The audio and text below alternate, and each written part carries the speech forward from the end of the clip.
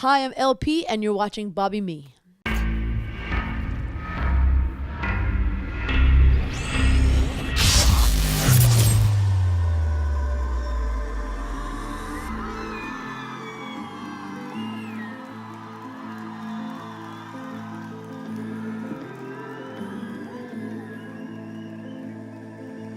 Dream catcher, I can see you waving and I know slow winter, and I feel like it left out in the cold. Hi, welcome back to Latvia.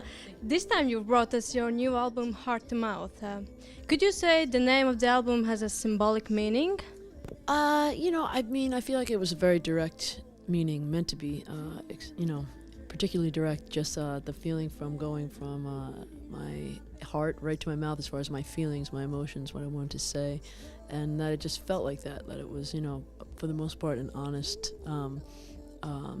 although shrouded in more of a poetic stance at times, but a lot of honesty, I guess. It's a brave thing to do, actually, to put out yourself like that and let others inside your own world. Could you say that you're used to it now, or it still maybe sometimes scares you to be honest and put your lyrics in the songs? I mean, it doesn't sometimes scare me.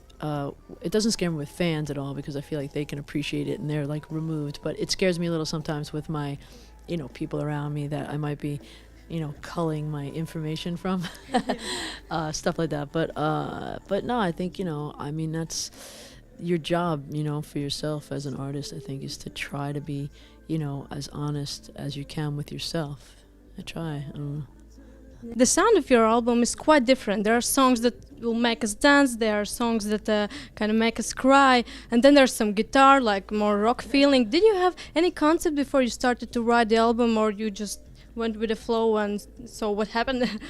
Yeah, I do go with the flow a lot. I try, to honor whatever is coming out. I think there's this weird balance I find for myself, as far as not forcing whatever's coming out to come out. And I do think that this has more of a rock element to it. I feel like, when you come and see my show in a live way, I have like a kind of like a rock singer, kind of attitude, or like soul in a way. And I've always had that, I veer into pop. I think, being a writer has made me, for other people, has made me eclectic in a way, but then it brought me back to myself, and I like to mix it up. And how do you write the lyrics for the songs? Do you, I don't know, you go on the street and they just pop up like that, or you go maybe to some special place? I'm always collecting lyrics, so like they pop into my head at the weirdest times, and then I have them in my book or whatever, and that's I find the best way. I think that just to collect these things, because I don't remember half the time. And then sometimes when I'm doing melodies, when I'm just writing a song, a lyric will pop out, and I feel like I write the fastest from a concept. If I figure out what I want to talk about, then suddenly I just everything starts flying. And in this album, is there a song that is special for you, or maybe has an interesting backstory? Let me think. Well, sometimes there's like a song like Dreamer. I wrote that, very much for someone else, and then they didn't use it, or didn't fit into their record or somehow, and I felt like it was it was more about me when we were writing, and I felt I thought I might have been even pushing this concept on her. Like, she was cool with it, but and she's doing great on her own. She's a really great singer. But she didn't use it, so I used it, and it was like, why not? You have a song special in your album. Tell me, what are the things that are special for you in your world and life? Well, that song is about a friend of mine who was murdered in Mexico City. A really good friend, very close, and it was just about, he was, not in hindsight, he was special at the time, and it's just about, I felt really happy that, because I can't force a song like that, it's I've had friends or people die in my life, and you just don't, if it happens, it happens. So I felt like that song like just came down, and it was really nice. And what do you like to do outside of creating music? What are your hobbies and things that you love? I really like to hang out with friends a lot. I like to do yoga and stuff like that. I don't really, like seeing my friends and family and my partner is like the biggest thing because I'm always gone. So, and hanging out with my dog, like kind of peaceful stuff. Going checking out some nature or whatever. Reading, boring stuff. But yeah, drinking with my friends, that's a good one. And imagine you could interview someone, any living or someone in past. Who would you interview, and what would you ask them? I would say probably Jesus Christ and be like, what actually happened?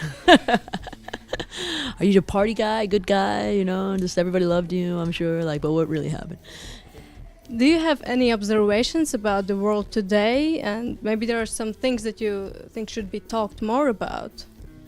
I just think that human rights in general is just something we just have to keep, pushing for, like diversity and human rights and the right to be who you want to be, as far as how you present yourself to the world. It's everyone's basic human right to, live with dignity and clean water and food and all that. And I think that's the biggest thing I want to push for in my life, That's inspiring. And your fans, they're like super devoted and such a big fan base. And I've been to your gigs and I've seen how from the first song the energy level is so high. It's not usually in every gig. How do you manage that? How do you keep that energy being on maximum all the time? I don't know, I think I get a lot from the crowd, and I just I feel like that I always want to start like that. I try not to the worst thing to hear from me as a performer is by the it seemed like it really kicked in by the 7th or 8th song. It's I feel like people, I'm very honored that people spend their time and money to come and see me, so I try to just give them the best show that they can possibly hope for. If you could give a message to your fans or everyone out there, what would you say to people? Just be nice, be kind, be a decent person to other people. That's all.